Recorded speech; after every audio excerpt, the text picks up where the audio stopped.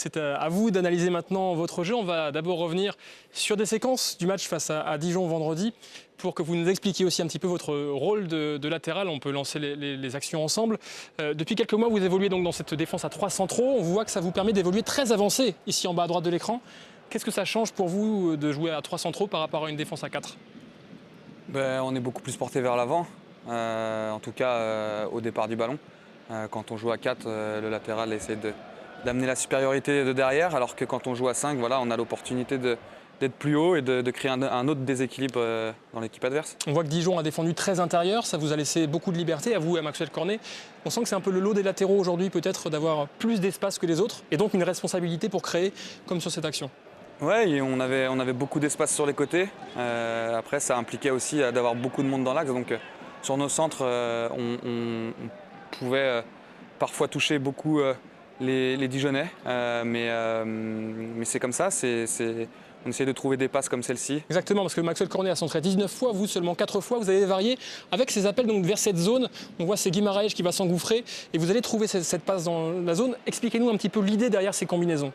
Mais l'idée, c'est que nous, en étant sur les lignes de touche, on amène notre latéral, le latéral adverse vers nous et ça peut créer un espace dans la profondeur. Exactement. Donc on essaie de servir les joueurs qui partent de derrière, donc nos milieux de terrain. Et dans cet intervalle entre central et latéral adverse, pourquoi c'est un espace particulièrement dangereux ici dans la surface adverse? Parce que déjà, on élimine des joueurs. Là, sur une passe, on peut éliminer 3 joueurs. Et puis après, ça nous ouvre le champ pour pouvoir amener du danger dans la surface. Donc voilà, ce système-là peut nous amener un peu plus de profondeur quand il y a des équipes qui sont très regroupées derrière. Alors vous avez donné cette saison 2 passes décisives en Champions League. Est-ce que vous vous souvenez de la dernière passe décisive en Ligue 1? Oui, c'était sur Tanguy Ndombele. Exactement, c'était à Nîmes en mai 2019. On va la revoir ensemble pour cette fois-ci se focaliser sur votre qualité de centreur. D'abord, à l'origine de l'action, on voit que Maxwell Cornet devant vous fixe le latéral nîmois dans l'axe.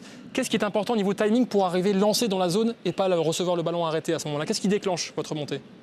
C'est de comprendre le jeu, de comprendre quand est-ce que notre côté est ouvert. Et comme je dis, quand on est à 4 derrière, on amène le danger de l'arrière justement. Donc voilà, c'est ce qui se passe. Il y a eu du petit jeu à gauche.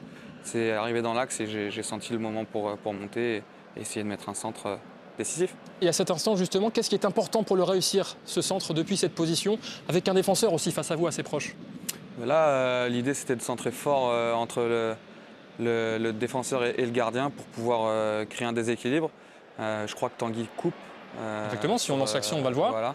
Mais voilà, ça dépend du timing tout simplement et du placement de nos attaquants. Et sur on va voir ici, c'est important aussi de franchir ce premier défenseur. Est-ce que l'équilibre est bon là? Vous le sentez pour envoyer un centre bien tendu? On a vu pas d'ajustement aussi pour le timing. On marque donc oui, il est bon. C'est la bonne réponse, ça suffit, c'est vrai en effet. On va voir aussi sur un autre angle de ralenti votre prise d'information avant de centrer. Comment vous analysez justement, parce qu'il y a beaucoup de monde dans la surface, qu'est-ce que vous regardez particulièrement? Où il y a l'espace. Là, il y a beaucoup de monde, donc c'est difficile de réellement essayer de trouver un joueur sur la tête ou quoi que ce soit. Donc, où est-ce que je peux mettre le ballon dans l'espace? C'est mieux d'aller le chercher là entre le gardien et la défense, comme vous disiez. Exactement. En plus, les défenseurs vont vers leur but. Donc, ça amène un danger supplémentaire. Et le fait de centrer fort entre le gardien et son défenseur, ça peut amener des buts. Donc, vous cibliez plutôt une zone, là, ou vraiment Tanguy Ndombele qui faisait cet appel? Non, je cible une zone. Après, c'est important qu'il y ait un joueur qui coupe au premier poteau pour amener un défenseur si le ballon passe au-dessus. Mais là, en l'occurrence, le ballon était au sol, donc le premier poteau, premier servi, on dit. Donc vous ciblez la bonne zone et après, c'est charge aux attaquants de faire le bon appel. Si c'est pas repris, c'est pas spécialement de votre faute dans ce cas. Non, c'est pas de trouver le fautif ou quoi, c'est d'essayer de trouver les zones où il y a le maximum de chances de marquer.